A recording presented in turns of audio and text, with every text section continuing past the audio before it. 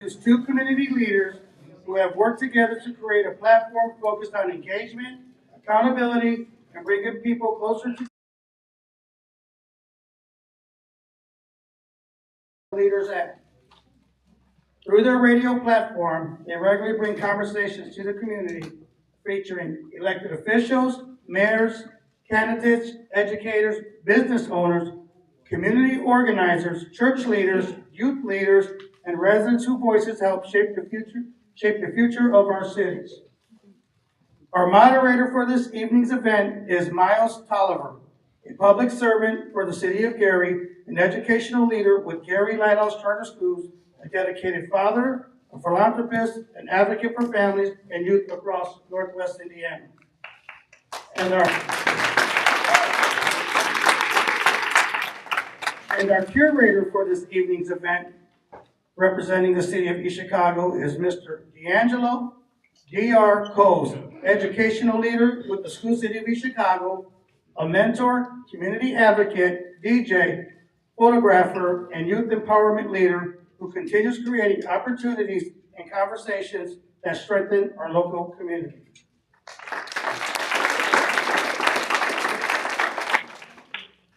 Together, they are the voices behind Where Are the Leaders At? A platform committed to leadership, transparency, and community connection across Northwest Indiana and the greater Chicago area.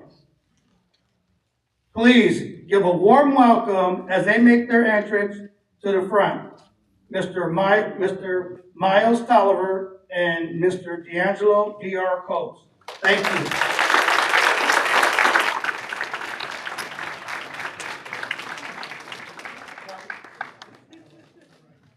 And I am your host, Michael Castillo. Thank you for coming and attending and hearing me speak. Good luck. And let me not forget, this is about our youth. Our youth moderators for this evening is Marshon, Dashawn, Andrew, and Quintrell. Give them a round of applause.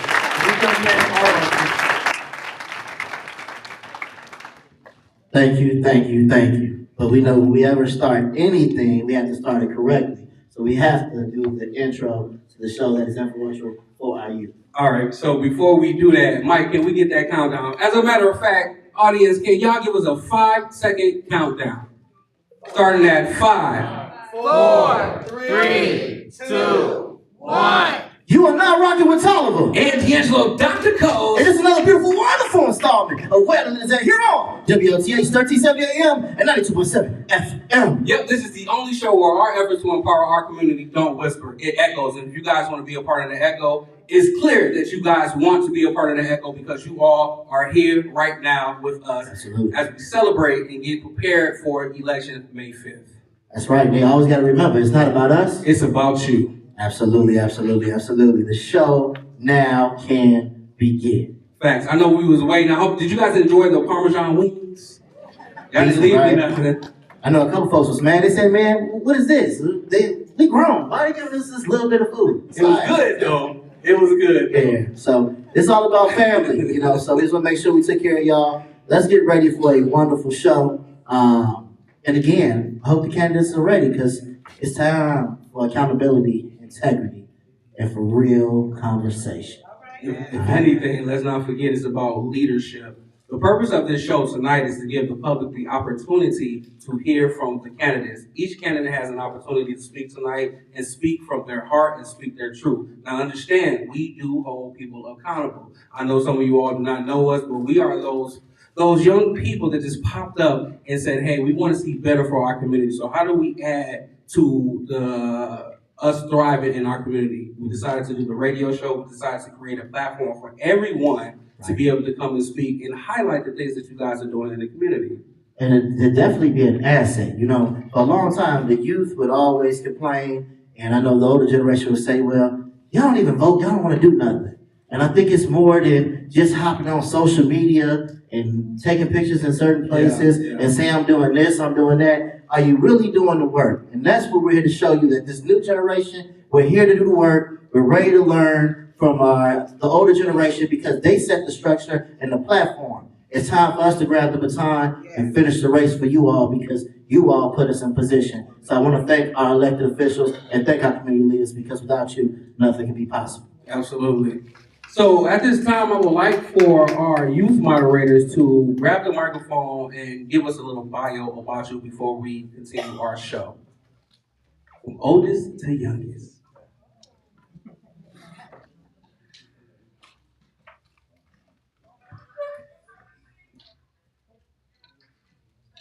Good evening. My name is Dashawn Williams. I go to Gary Lighthouse College Prep. I serve as our vice president with a 4.1 GPA. And the reason why, number 2 of my class too as well, with 121 students. We're getting ready to be number 1, y'all. But the reason why I'm called to lead because it was installed in me by the man above. So that's why I'm leading. You know, I was called to do it, so that's why I'm leading today, and I serve as the vice president now. How y'all doing this evening? My name is Marshon Price.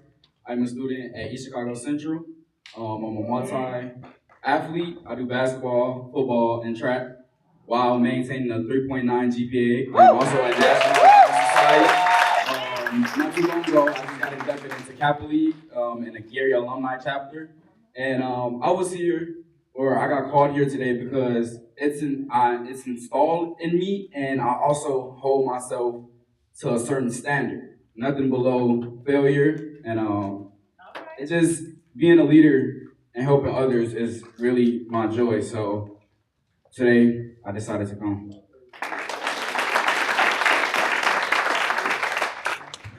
Hello, everybody. My name is Andrew Frazier. I'm in the 8th grade. I attend Dearborn Leadership Academy, and I'm here today as a moderator, youth moderator, actually. And I go to school. I have a 3.2 GPA, multi-sport athlete, and 8th grade student council treasurer. We got some treasurer candidates in here. You guys can be able to tell. Hi, you guys.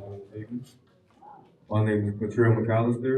I go to East Chicago Central High School. I'm a single sport athlete. I play football, and I also have a 3.1 GPA.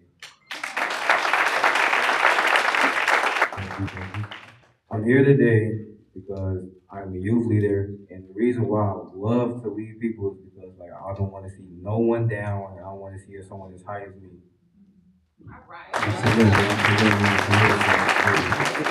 So, ladies and gentlemen, those are our youth moderators for tonight. We appreciate you guys for coming out. Peace of tomorrow. Absolutely. And I hope this also shows that we got to get back to the notion that it takes a village to raise a child, right? My journey into politics, I didn't get anybody to actually reach down and say, hey, let me lift you up and show you this way. I had 2 great parents. They instilled qualities in me and showed me the political process. But in the older generation, they didn't really pull me through. They didn't tell me this is how this goes, this goes, this goes. So I wanted to, and it was our mission to make sure, because a lot of these young brothers you're looking at right now, these are future congressmen, these are future state representatives, these are future North Township trustees, these are future principals. And I told them, I want to be that person. If you don't remember me for anything, you remember me for giving you an opportunity and giving you your own platform. We had a discussion in the back. Young brother said, man, we getting paid? And my response to him was, and his eyes kind of lit up. He was like, oh, he's serious. I'm like, man, you are in a room with a lot of distinguished individuals. This is a room where it's time for that letter of recommendation. You got a Frank Mervan over there. You want to get to start your own podcast, you got a Levita Sparks Wade over there, right? Or a leader that's been a councilwoman that's been there for a long time. You look over, you see these individuals, they've been leading. You want to get law enforcement, like you said. Look at all this leadership right here. Or you want to be jazzy and get into learning how to save money and articulate the right way and be a banker for a banker's job like Anthony Manning, right? So, I mean, these are the people that's here, and I had to learn this a long time ago. No matter how many degrees I get in this game, it ain't what you know, but who you know. And what I'm telling you now, you are wrong with a lot of leaders. So this is what we're doing today. We network, all right? At its finest, all right? And really quick, just to add to that, fellas, your network is your net worth. You understand? Who you network with, it brings value to you as an individual. And this is why I want to make sure that you guys know if you have any children in high school, freshmen to seniors, we do offer an internship at the radio station under where all the leaders at. We will teach them how to be broadcasters. We will teach them how to do anything social media, any digital design. We even give our students opportunity to get on the set and actually do the interviews themselves. We are trying to prepare our youth for the future because, as you know, people do not always remain. At some point in time, we will have to go. And as I've seen my grandparents and other elders leave me, they left me with something special. Now that I have that specialness about me, I make sure that we pass it down to our youth. And this is something that I want you guys to take with you. What we do with you, you do that with the next generation. Absolutely. And you teach them to do it with the next generation, and it becomes a positive cycle. That's our goal, that's our mission, that's it, and that is all. Councilman, I think it is time to start this show. Mr. Moderator, candidates, are you ready? All right. All right. You got it? I got it. I guess I got it. I'm pretty good at talking, I think. I see, you still talking. Yeah, I know. Long-winded.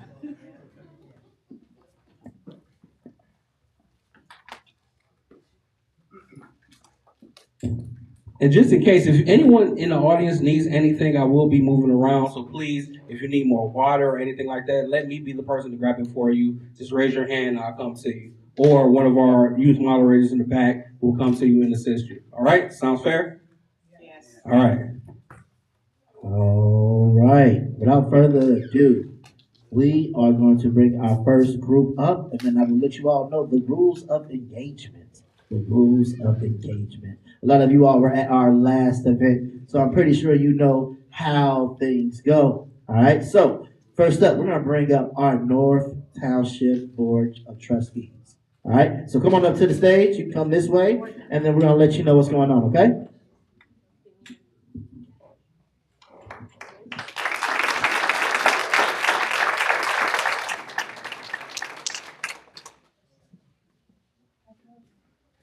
I'm sorry. North Township Board members, I apologize. Are we gonna be here? No, you're right up here on the stage. It's no girl there, so. I'm yeah, okay. Chivalry ain't in it. I got you. Yeah, I got you. Oh,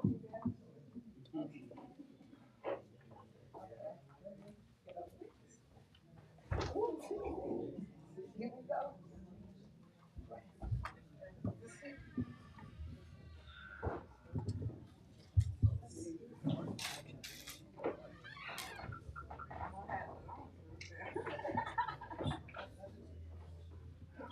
All right. I also want to say how much of an honor it is for us to have this event in East Chicago. East Chicago is a very influential place, and we also know East Chicago is very politically heavy, right? So for the candidates coming out to East Chicago, they know the journey to Lake County comes through East Chicago. All right. So I want to thank everybody for coming in attendance. Okay, if you could, candidates, please introduce yourself and talk about the race you're getting ready to run. So I am Kelly Bridges. I am running for the North Township Board Member position. I've been with the township for 13 years as a special events director. And I am running to make some significant changes on the board as it currently structured, including salary reductions, moving meetings to evenings so it's inclusive instead of exclusive where the working class can attend, and to help manage some activities still in the township, which includes our veterans programs that I currently coordinate and operate with our not-for-profit, which is, there's multiple veterans programs. But the biggest issue is the compensation package for the North Township, and it affects our taxpayers, and it is the highest in the state, and we're going to try to make some things better. Absolutely, absolutely, absolutely. Hello, my name is Catherine Thomas. Uh, Usually I'm real talkative, but sometimes get shy. But I am seeking this position on the North Township Board. Uh, I got up this morning, I told God, I say, it's amazing that I'm getting ready to try to seek a position on the North Township Board, a place where I used to work. I retired from there about 3 years ago. And I also used to work at Northwest Indiana Community Action. And the reason I'm up here running is because I tried to talk to other people, other young people. That's why I'm so happy to see the young people here, and I'm happy to see you guys inspiring them. Because we got to bring different changes into our township, how things are in this world today. There are so many struggling families. And we can't just keep just giving helping a family when they are going through struggles. We cannot just give them a temporary relief. We got to at least make them stable. And if you make them stable, then you can work on the situation that they are going through. So I decided, with my background as a family development specialist, and one of the things about being a family development specialist certified by the state of Indiana, we supposed to help families to become financial independent, where they will not need financial assistance from anywhere. So that's one of my goals. I want to bring new ideas, new solutions. And I believe if we, because like with the state, they're talking about combining township now. North Township is one of the biggest township, I think the second largest in the state.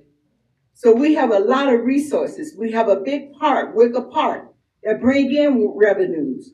So there should be money, not only to help families with things they do, but to set up with special programs. We should be able to partner with other programs that get CSBG dollars to help bring training, financial literacy. That's the best thing you need. If you can't do financial literacy and know what to do with your money and how to save money and how to get money to pay the bills, because things are high now. And everybody's like, how can we save money? But first you got to learn all things that it is for your basic needs. So that is one reason I understand, and thank you. Because it gets so emotional. Right? I understand. Right. We're getting ready to get started. So these are the rules of engagement. As we are asking these questions, you get 3 minutes. You get 3 minutes to answer. You don't have to use the whole 3 minutes, but you get 3 minutes to answer. The young man right here will be telling you when you have 1 minute left, 30 seconds, and then they're going to hit you with, it's time. Now you keep on speaking. The young men have been told, time. So make sure you get them up off of that, all right? Yes, you're doing it from here, okay? Now you may stand or sit, but without further ado, let's get down to these questions, okay? All right. So my first question for you all. What's one township program you believe is currently ineffective, and what would you replace it with? I honestly have to say that the programs we have currently in place, none of them are ineffective, other than there's opportunities for tweaks for a little bit of adjustments, but the trustee's office has always looked for new initiatives, creating opportunities for people to be engaged. So currently we have multiple veteran programs, we have senior programs, we have programs that we reach out to the community by going out and engaging with people who live in our cities and our towns. So we have 6 towns and cities, but there is a part of the structure of a North Township is poor relief. That's our core operation, our core purpose. So while we own Wicker Park, we own 2 cemeteries. We have the assistance office here in East Chicago. Reaching out to the community is something we're very good at. So there's always room for improvement, but I would never say any of our programs are ineffective. Okay. Just a follow-up question with that. Knowing your demographic and the people that you are serving, do you, just to rephrase that question for you, I'm going to ask that question to you. With the demographic that you have, what programs can you implement to serve your certain demographic of your people with their needs that they need? So we do have to have different structures for different demographics, I believe, because especially with income levels, education levels, and there's opportunities to always be more engaging. Our staff has gotten smaller, and so we want people to come to us and feel comfortable coming to us. And so the other thing is that if people have ideas or suggestions that they want to see, we encourage people to bring those to us, because that's why we're here. We're a public service, we're public servants, and we may have elected officials running this office, but we are public service. We're not a political office. So I think that the differences between our towns and cities is a positive thing, and bringing people together to be 30 seconds. united is probably the biggest goal. Thank you. So I'm gonna repeat the question for you. What's one township program you believe is currently ineffective, and what will you replace it with? Okay, most of the programs that are already in existence at North Township, like senior, different things, but I see whereas programs, we already have programs for rent and all that, all those are needs, because that's of things that we're supposed to do. But change that needs to be made is changing the income level of a person that come to apply for township. Currently, that income level has been $900 and some for one single person. Not allowed to get a deduction for their car payment. But living in Northwest Indiana, most of us already know there's poor transportation here. You can get to Chicago.